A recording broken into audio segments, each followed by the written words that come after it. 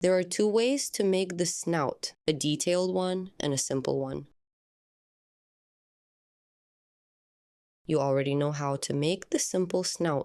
Here is how to prepare the detailed version.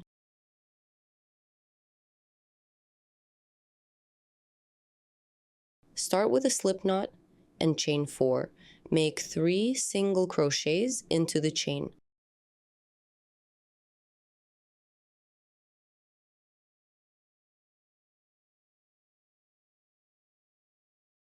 Turn your work at the knot.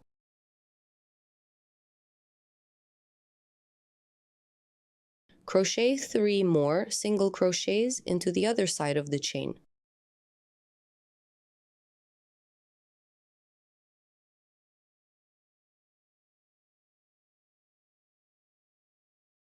Cut the yarn, leaving an 8-inch yarn tail for sewing. You will finish the snout in the next video.